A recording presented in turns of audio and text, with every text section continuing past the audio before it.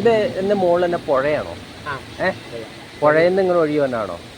അപ്പോൾ ആ പുഴ വന്നെ ഇവിടുന്ന അതെയോ? അത് ഏത് സ്ഥലം? അത് ഒഴുവത്തടം.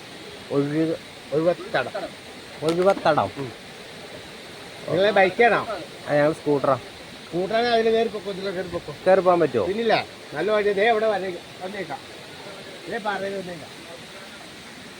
ഒഴുവത്തടം അല്ലേ? ഇവിടുന്ന് ഈ താഴെ 2 കട കണ്ടില്ലേ, അതിലെ കയറിയിട്ട് ഇതിനെ പോലെ പോയാലോ? അതിന് പോയാൽ ഈ റോട്ട് ഇവിടെ ഒന്ന് ചാടാം, ഇരുഭാഗത്തൊന്ന് ചാടാം. ഇത് മോളിൽ നിന്ന് നമുക്ക് ഷൂട്ട് ചെയ്യാൻ പറ്റുമോ? അത് നല്ല സീനറിയുള്ള സ്ഥലമാണ്. 4 കിലോമീറ്റർ കൂടുതൽ. ചേട്ടൻ്റെ പേരാ? എൻ്റെ ഒരു വർഗീസ്.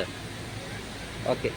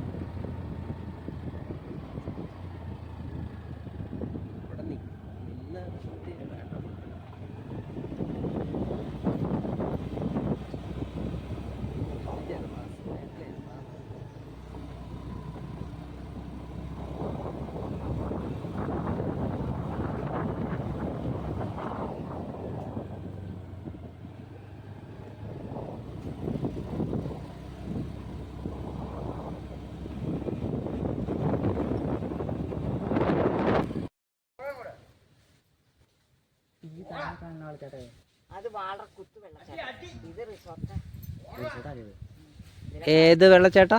വാഴറക്കുത്ത്. വാളറക്കുത്ത്. ആ, ഞങ്ങള് മൂവാറ്റുപുഴക്കാരാ. ഇവിടെ നമുക്ക് രാത്രിയായ നല്ല അന്തരീക്ഷം. അവിടെ നമ്മുടെ ട്രാൻസ്പോർട്ട് ഇതിലെ വന്നത് ടൂറിസ്റ്റ് ട്രാൻസ്പോർട്ട്. ഇവിടെ മഞ്ഞൊക്കെ ഉണ്ടോ വൈകുന്നേരം ആകുമ്പോ? ഇവിടെ വന്ന് ട്രാൻസ്പോർട്ട് ടൂറിസ്റ്റ് വന്ന് നിക്കണതാ. മഞ്ഞൊക്കെ ഇറങ്ങി നല്ല ഇതാണ്. അങ്ങനെ ഇത് 11 വർഷമായി തുടങ്ങിയിട്ട്. ഇതാരാ നടത്തുന്ന? ഇത് ഞങ്ങളാ അല്ലേ? സ്വന്തമല്ല. നടത്തി ഇവിടെ നോക്കി നടത്തുന്നത്. ഓക്കെ. ആ, ഓ, ചേച്ചിയുടെ പേര് ശാന്ത. എന്റെ വീട് പെരുമാറ കഴിഞ്ഞ അതാ അല്ലേ? കോടനാട്. ഇവിടെ എന്താ കൃഷിയാണോ പരിപാടി? ഞങ്ങൾ ഇവിടെ സ്ഥലം മേടിച്ചു. അതിന്റെ ബാലൻസ് എടുത്താൽ അവർ കോതമരക്കാർ മേടിച്ചു ഇവിടെ കെട്ടണം പണിത്. ഇത് 11 വർഷമായി. ഇവിടെ ടൂറിസ്റ്റുകൾ വരാറുണ്ടോ? ഇഷ്ടംമാതിരി. ഇപ്പൊ ഇത് ഞങ്ങൾ ഈ ഓൺലൈനിൽ എടുക്കണില്ല.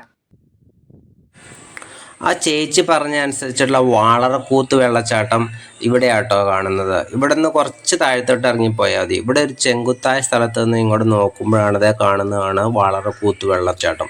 ഇത് കുറേ ദൂരം ഉണ്ട് കേട്ടോ. ഇത് നമ്മൾ ഇവിടുന്ന് സൂം ചെയ്തെടുത്താക്കുന്ന കാരണം കൊണ്ടാണ് ഇത് ഇത്ര അടുത്തായിട്ട് കാണപ്പെടുന്നത്. ഇത് അങ്ങനെ കുത്തനെയായിട്ട് കുറേ അരുവിയായിട്ട് അവിടെ ഒഴുകി വരുന്നു. ഞങ്ങളത് അങ്ങോട്ട് ഇറങ്ങിപ്പോയില്ല കേട്ടോ. ഇവിടെ നിങ്ങൾ ചുറ്റും നോക്കിയാലും നല്ല മനോഹരമായ കാഴ്ചയാണ് ഉള്ളത് കേട്ടോ.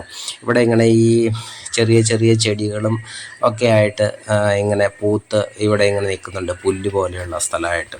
ആ ചേട്ടനാണ് അവിടെ കണ്ടത്. ആ ചേച്ചിയുടെ ഹസ്ബൻഡാണെന്ന് ഞങ്ങൾക്ക് തോന്നുന്നു. ആ ചേട്ടൻ ഇങ്ങനെ ഒരു ഇടുങ്ങിയ പാതയിലൂടെ ഇങ്ങനെ നടക്കാവുന്ന ഒരു സ്ഥലമുള്ളൂ കേട്ടോ. ഈ സ്ഥലത്തോട്ട് ഞങ്ങളെ അങ്ങോട്ട് കൊണ്ടുപോവാണ്. എന്നിട്ട് ഈ പാറയുടെ അവിടെ നിന്നിട്ട് ആ ചേട്ടൻ ഞങ്ങളെ ആ വഴി കാട്ടി തന്നു. ഇവിടുന്നും ഈ പാറയുടെ അവിടെ നിന്ന് താഴത്തോട്ട് ഇറങ്ങി പോകുമ്പോഴാണ് നമ്മൾ ഈ പറയുന്ന ഈ ചീയപ്പാറ വെള്ളച്ചാട്ടത്തിൻ്റെ തുടക്കം നമ്മൾ കാണുന്നത്.